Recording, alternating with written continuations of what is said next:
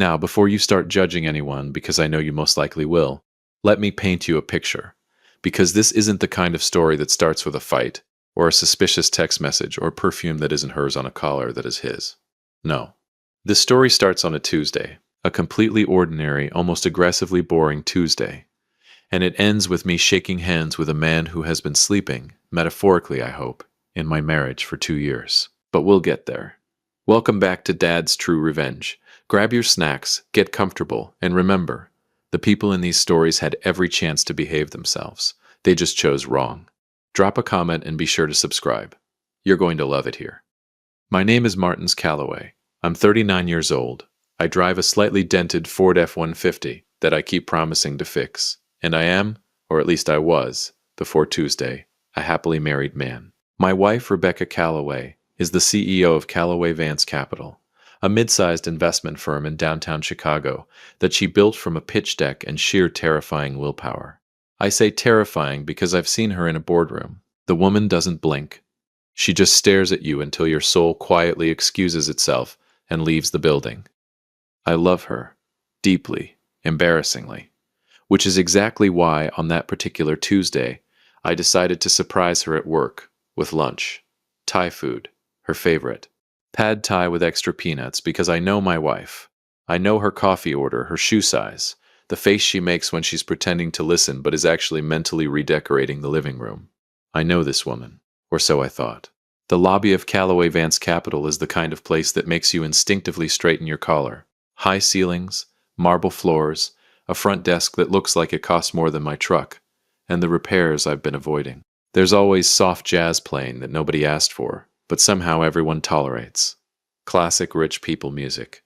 Nobody's happy, but everybody's calm.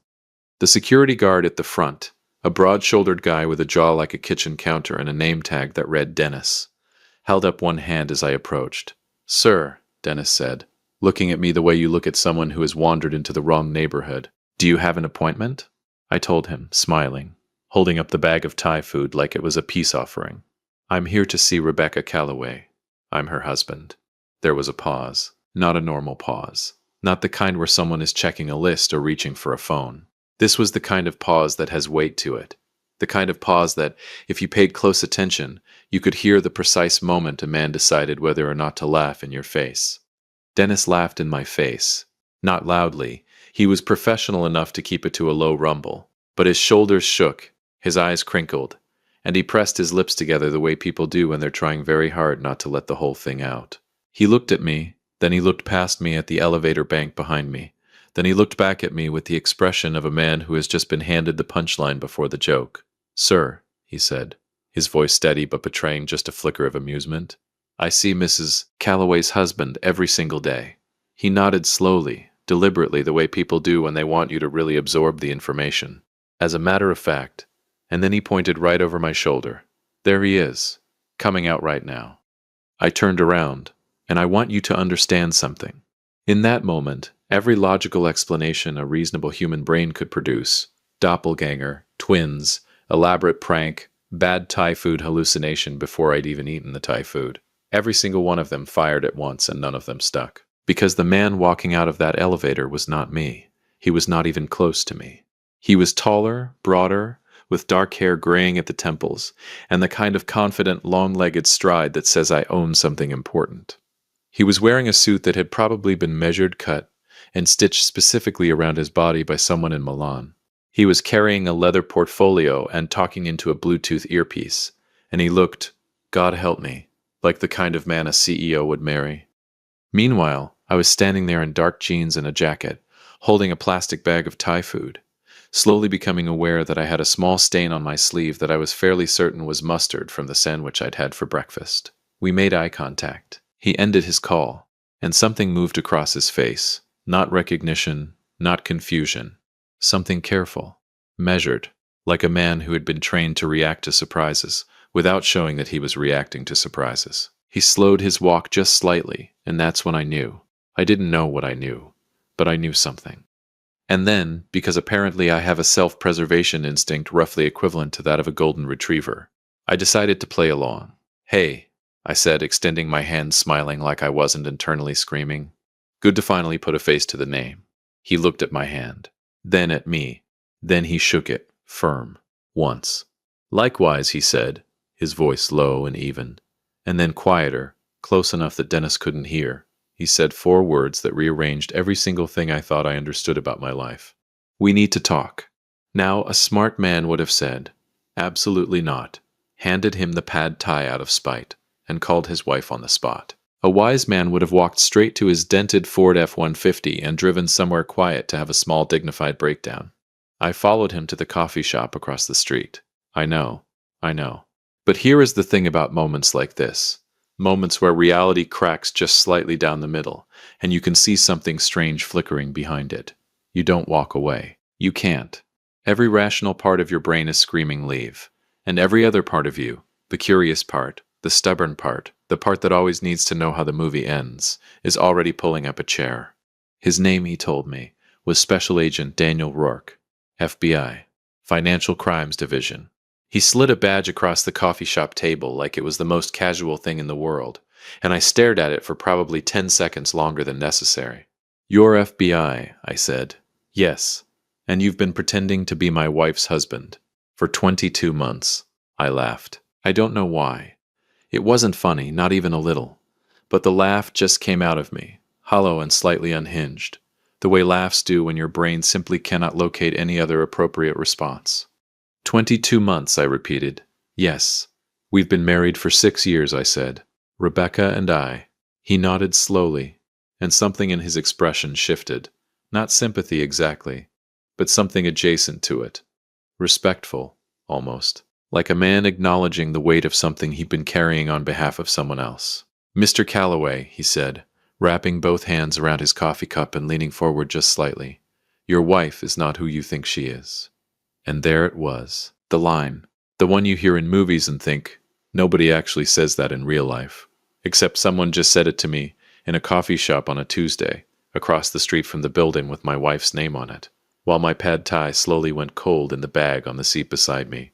I looked at him, steady, calm, completely not calm. Then, I said, I think you'd better start talking. And what he pulled out, that's when everything I thought I knew about Rebecca Calloway, her past, her company, and the life we'd built together, began to unravel. If you've made it this far, do us one quick favor. Subscribe. A lot of people watch without ever doing it, but it costs you nothing and means everything to us. Thank you, genuinely. He pulled out a photograph. Not a document, not a case file, not some official FBI exhibit with a stamp and a reference number. A photograph. Printed on plain paper, slightly creased down the middle like it had been folded and unfolded too many times by someone who kept coming back to it. He slid it across the table without a word. I looked down. It was Rebecca. My Rebecca. Same sharp jawline, same dark hair she always kept pulled back when she was working. Same posture. Straight, deliberate, like she'd been built by someone who didn't believe in wasted angles. But she was standing in what looked like a parking garage, and she was handing a manila envelope to a man I had never seen before in my life. The timestamp in the corner read, 18 months ago. A Thursday. I checked mentally, the way you do when you're trying to anchor yourself to something real. 18 months ago on a Thursday, I had been at home. Repainting the kitchen, Rebecca had told me she had a conference in Boston. She had never been to Boston. Who is the man she's with? I asked. My voice came out steadier than I had any right to expect. His name is Victor Hale, Agent Rourke said, watching me the way doctors watch patients when they're delivering results, carefully, measuring how much you can absorb before something breaks. He runs a network, shell companies, ghost investors, fraudulent capital transfers. On paper, he's a consultant. In practice, he's been laundering money through mid-sized investment firms across the Midwest for the last 4 years. I sat back, and Rebecca's firm is one of them. It wasn't a question. The way he'd said it, the way he was still watching me. It wasn't a question. Callaway Vance Capital has processed approximately $47 million in fraudulent transfers over the past 2 years, he said. Just like that. 47 million. Like he was reading off a grocery list. I picked up my coffee, put it back down, picked it up again. I needed something to do with my hands because the alternative was flipping the table, and I was in public, and I still had some dignity left. Not much, but some. My wife, I said slowly, is laundering money. We believe she is facilitating it, yes. You believe. We're building the case. For 22 months, financial crimes are layered, Mr. Calloway. You don't just pull a thread and the whole thing comes apart. You have to. I understand how investigations work, I said, sharper than I intended. He stopped, gave me the silence. And I appreciated it, actually, because I needed exactly 4 seconds to feel what I was feeling before I locked it somewhere deep and practical, and got back to the conversation. I leaned forward. Why are you telling me this? I said. Because I walked in off the street with lunch. You don't blow a 22-month cover operation because a man showed up with Thai food. So why am I sitting here? And for the first time since we'd sat down, something moved in his expression that wasn't controlled. Something that might have been, if I was reading it right, relief. Because, he said, we've hit a wall. He talked for 40 minutes. I'll give you the version that doesn't require a whiteboard and 3 different colored markers. But understand, what he laid out was not simple. Victor Hale was careful, surgically careful. Every transaction that moved through Calloway Vance was clean on the surface, structured to look like legitimate investor activity. The kind of thing that takes a forensic accountant 6 months just to begin to understand. They had the transfers. They had the pattern. What they didn't have, what they'd been trying to get for the better part of a year, was the internal authorization trail, the documented proof that someone inside the firm had knowingly approved these transactions. That someone, he believed, was Rebecca. But Rebecca had not left a single fingerprint. Every approval that mattered had been routed through a secondary authorization system that existed, technically, under the signature of Calloway Vance's chief financial officer, a man named Greg Sutton, who, 3 months ago, had suffered a very convenient heart attack and died before the FBI could bring him in for questioning. Convenient, I said flatly. Very, Rourke agreed, and the way he said it told me he didn't think it was an accident either. And without Sutton, every trail we have stops at a dead man's desk. I was quiet for a moment. Outside the coffee shop window, Chicago moved the way Chicago always moves. Loudly, indifferently, completely unaware that a man sitting 3 feet from the window was in the process of having his entire life reassembled into a shape he didn't recognize. You said you've hit a wall, I said. What does that have to do with me? He reached back into the portfolio. This time he pulled out a single sheet of paper, not a photograph, a document, and laid it on the table facing me. I read it. Then I read it again. This is a wire transfer record, I said. Yes. With my name on it. Yes. The number on the document was $420,000. The account it had been transferred to was registered under a holding company. The account it had been transferred from was mine, my personal savings account, the one Rebecca had helped me set up when we consolidated our finances 2 years into the marriage. The one I checked maybe 3 times a year because I am apparently the world's most trusting idiot. This transfer was made 14 months ago, Rourke said quietly, from your account. You didn't make it. No, I said. I did not. We know that. Do you? My voice had gone flat. The kind of flat that isn't calm. It's the surface of something that is the opposite of calm, smoothed over just enough to function. Because from where I'm sitting, that document looks like it could very easily be used to suggest that I'm part of this. He didn't deny it. And that, the fact that he sat there and did not deny it, told me more than anything else he'd said in the last 40 minutes. Someone set me up, I said. Someone created a contingency, he said carefully. Something that could be used, if necessary, to redirect attention. To me, to you. I laughed again. That same hollow, slightly unhinged laugh from earlier. Because what else do you do? My wife, the woman I had driven across town to bring Thai food to, the woman whose coffee order I knew by heart, the woman I had watched build something extraordinary from nothing and felt nothing but pride watching her do it. My wife had built a trapdoor into our marriage, and I had been standing on it for 14 months without ever once looking down. What do you need from me? I asked. Access, he said. There's a server room on the 14th floor of Calloway Vance. The authorization records we need. The real ones, the ones that weren't routed through Sutton. We believe they're on a private internal drive that's never been connected to the external network.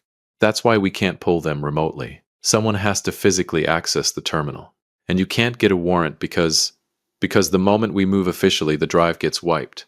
We've seen it happen twice already on related cases.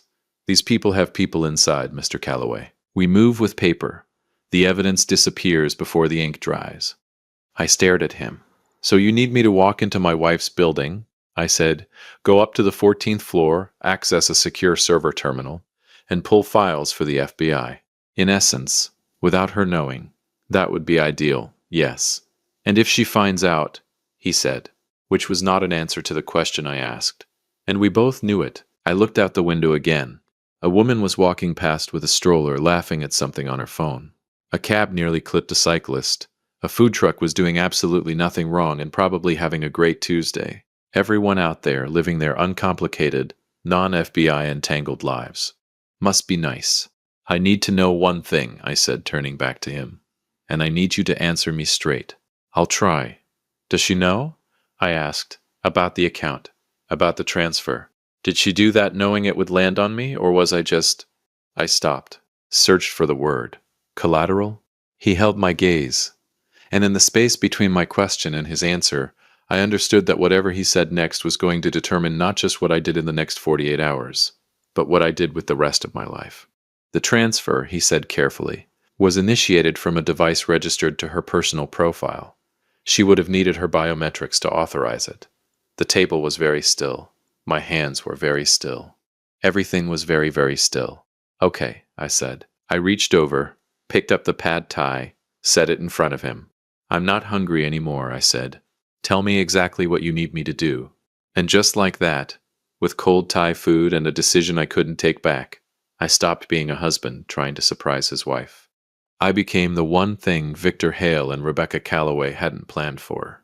A variable. If you've been listening for a while and want stories like this to keep coming, it really helps if you hit that like button and subscribe.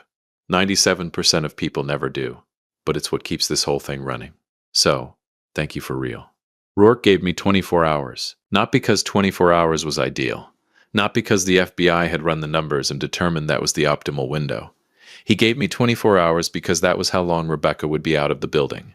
She had a quarterly review dinner that evening with her board, followed by what her assistant, who Rourke had apparently been quietly cultivating as a source for the better part of 6 months, God bless her, had confirmed was an overnight stay at the Langham Hotel with 2 of her senior partners. 1 night, 1 window. You'll have a comms piece in your left ear, Rourke told me, sliding a small case across the coffee shop table, like we were in a movie neither of us had auditioned for. My team will be stationed in a van on Wacker Drive. You go in, you access the terminal on 14. You plug in the drive. He handed me something that looked like an ordinary USB drive, but presumably was not ordinary in any way that mattered. And you let it run. 60 seconds, maybe 90. Then you walk out. And Dennis? I said. The guard? The man who laughed at me this morning? Dennis clocks out at 6. The evening guard is a man named Paul. Paul has been fully briefed. He'll let you through without logging the visit. You have the evening guard. We've been planning this for a while, Mr. Calloway. Clearly, I said. You just needed a husband. He didn't argue with that. I went home that afternoon and I sat in my kitchen, the kitchen I had repainted while Rebecca was supposedly in Boston. And I did something I hadn't done in a very long time. I just sat. No phone, no television, no noise. Just me and the hum of the refrigerator and the faint smell of the paint that was still, 18 months later, slightly too yellow. Rebecca had told me she loved it. She'd kissed me on the cheek when she came home from her fake conference and said, Martins, it's perfect. I wondered, sitting there, how many things she'd said to me that were perfect lies. Then I stopped wondering, because that particular road had no good ending, and I needed to be functional in approximately 4 hours. At 5:30 I put on the jacket. Not the one with the mustard stain. A better one. Because if I was going to walk into my wife's building to steal evidence against her for the FBI, I was going to do it looking like I belonged there. I put the earpiece in.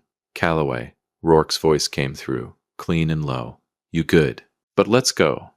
The lobby of Calloway Vance at 7:40 in the evening is a different animal entirely from the marble-floored, soft jazz-playing, soul-departing experience of the daytime.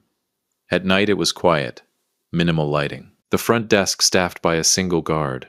Paul, true to Rourke's word, a compact man in his 50s, with tired eyes and the energy of someone who had been asked to do something uncomfortable and had decided the best strategy was to pretend it was completely normal. He looked at me as I walked in, nodded once, pressed a button under the desk.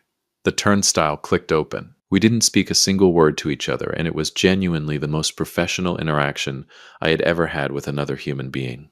The elevator to 14 was in a secondary bank at the back of the lobby, accessible only with a key card. Rourke had handled that too. The card was in my jacket pocket, slim and white and completely unmarked. I pressed it to the reader. The light went green. The doors opened. Smooth so far, Rourke said in my ear. Don't, I told him. Don't what? Don't say it's going smoothly. That is the single most effective way to guarantee that something immediately goes wrong. Haven't you ever watched a movie? A pause. Just get to 14, he said. The 14th floor was dark, except for the ambient glow of standby monitors and the pale blue light of the emergency exit signs casting everything in a color that felt aggressively cinematic. The server room was at the end of a hallway lined with glass-walled offices, each one empty, each one reflecting my own silhouette back at me as I walked past. I want to tell you I was calm. I want to tell you I moved with the easy confidence of a man who had done this sort of thing before. I want to tell you a lot of things. What I will tell you is that I was breathing like a man who had forgotten breathing was supposed to be automatic, and that I said a word under my breath at least twice that I will not repeat. Because my mother raised me better. The server room door had a keypad. Rourke read me the code. 6 digits. I punched them in. The lock disengaged with a sound like a sigh. Inside was cold. The kind of cold that hits you in the chest. Deliberate, maintained, the temperature of serious machinery. Rows of servers blinked steadily in the dark, patient and indifferent, and at the far end was the terminal Rourke had described, a standalone unit, no network cable. Air-gapped, which in FBI terms apparently meant the thing we really want, but cannot legally touch. I crossed the room, sat down at the terminal, woke the screen. Drive in, Rourke said. Left port. I plugged it in. The screen flickered. A progress bar appeared, pale against the dark interface, and began to move with the agonizing slowness of every progress bar in the history of humanity. 12%. 20. Rourke, I said quietly. Yeah, if this works, if you get what you need, what happens to her? A beat. That's not really my... I know, it's not your department, I said. I'm not asking you officially. I'm asking you as the man who has been pretending to be her husband for 22 months. You know her. What happens to Rebecca? The progress bar hit 43%. He was quiet long enough that I thought he wasn't going to answer. She's smart, he finally said. Smart enough that her lawyers will try to position her as a secondary actor. Someone who was coerced, leveraged into cooperation. Whether that works, he paused, depends on what's on that drive. Meaning if she knew exactly what she was doing, then no amount of smart lawyers changes the math. 61%. I stared at the progress bar and I thought about Rebecca at 29, standing in our apartment with a pitch deck spread across the kitchen table, talking at a speed that made it difficult to track individual sentences. Her eyes lit up with something I had never seen in another person before or since. Pure, undiluted belief in something she was building. I had fallen in love with her in that exact moment, not before. That moment, specifically, the kitchen table, the pitch deck, the eyes. I wondered when that woman had become this one. I wondered if they were ever really different women at all, or if I had simply only ever seen the parts she'd chosen to show me. 78%. And then, the lights came on. Every single light on the 14th floor. All at once. Bright and sudden and absolutely catastrophic. Rourke, I started. I see it, he said, and his voice had changed. The careful measured cadence was gone. Someone triggered the building's internal security override. Calloway, that drive needs to finish. How long? 40 seconds, maybe 50. Someone's in the building, I said. Yes. Someone who isn't supposed to be here. Yes. Is it her? The longest pause of my entire life. No, he said. Rebecca's tracker shows her at the Langham. It's not her. Then who? Victor Hale's car was picked up on traffic cameras 4 blocks east 11 minutes ago. We didn't. A sound on his end, muffled, urgent. We didn't know he had access to the building. We're moving now, but Calloway, you need to stay at that terminal. 91%. I want to tell you that the sound I heard in the hallway outside the server room door was subtle. A footstep, maybe. A careful man moving carefully. The kind of sound you only catch if you're already frightened, and your senses have been dialed up past their normal range by a situation your body correctly identifies as dangerous. It was not subtle. It was the deliberate, unhurried sound of someone who knew exactly where they were going and had absolutely no reason to rush, which in my experience is significantly more terrifying than someone running. Running means panic. Running means improvisation. Slow and steady means the person already knows how this ends. 96%. The door handle moved. "Rourke," I said, very quietly. 20 seconds. He said, "We're at the building." 20 seconds. 98%. The door opened. Victor Hale was not what I expected. I don't know what I expected. Something villainous, I suppose. Something that announced itself. He was instead a man of about 60, medium height, silver-haired, wearing a coat that cost more than my truck. He looked standing in the doorway of that server room like someone's distinguished grandfather, except for the eyes. The eyes were the eyes of a man who had made a significant number of decisions in his life and felt, at most, administrative regret about any of them. He looked at me. He looked at the terminal. He looked at the drive. 99%. "Mr. Calloway," he said. His voice was pleasant, conversational. The voice of a man ordering wine at a restaurant, not the voice of a man who had just walked in on someone stealing evidence that would dismantle everything he'd spent 4 years building. "I've been curious about you." "Funny," I said. "I've only known you existed for about 8 hours. He smiled. It didn't reach the eyes. Nothing reached the eyes. "You should take that out," he said, nodding at the drive, "and give it to me, and we can have a conversation about how this doesn't need to be any more complicated than it already is." 100%. The drive ejected with a soft click. I pulled it from the port. "Here's the thing, Victor," I said, standing up slowly, the drive in my closed fist, my heart doing something medically inadvisable inside my chest. "I'm not actually a complicated man. I drive a dented truck. I repaint kitchens. I bring my wife Thai food on Tuesdays." I paused. "Or I used to." He took one step into the room. The stairwell door at the end of the hallway exploded open. "FBI, nobody move." Rourke came through the door with 2 agents behind him, and the server room filled very suddenly with flashlights and shouting, and the specific organized chaos of people who have trained for exactly this moment finally getting to do the thing they've been waiting 22 months to do. Victor Hale looked at me one last time. The pleasant expression was gone. What was underneath it was not pleasant at all. They took him in the hallway. It was efficient and fast, and nothing like the movies, which is somehow both disappointing and deeply reassuring. Rourke appeared in the doorway of the server room, breathing harder than a federal agent was probably supposed to admit to, and looked at my closed fist. "Tell me you held on to it," he said. I opened my hand. The drive sat in my palm, small and white and unremarkable, the most expensive thing I'd ever held. He let out a breath. "You did good, Calloway," he said. "I want that transfer record expunged," I said. "My name, my account, all of it. I want it gone. Done. And I want to know what's on this drive before she does. Before anyone does. I want to know who she actually is." He looked at me for a long moment, something in his face that was, this time, unambiguously close to sympathy. "You sure about that?" he said. I thought about the kitchen table, the pitch deck, the eyes. "No," I said honestly. "But tell me anyway." They told me 3 days later, in a conference room with bad coffee and fluorescent lighting that made everyone look slightly guilty regardless of what they'd done. The drive contained everything. 4 years of authorization records, transfer approvals, internal communications. Rebecca had not been coerced. She had not been leveraged. She had walked into the arrangement with Victor Hale at the very beginning, when Calloway Vance was still 18 months from profitability, and she had needed capital she couldn't source legitimately. She had made a choice, and then she had made $47 million worth of additional choices to protect the first one. And somewhere in the middle of all of it, she had married me. And I had painted the kitchen and learned her coffee order and driven across town with Thai food on a Tuesday. And I had been, in the architecture of her life, a useful piece of furniture. A normal husband for an abnormal life. A story she could tell. Collateral. Just like I'd feared, she was arrested on a Thursday morning. I wasn't there. I didn't want to be. Rourke offered, but I told him no. There are things you don't need to see, things that won't make you feel better, and watching them put handcuffs on the woman you loved is one of them.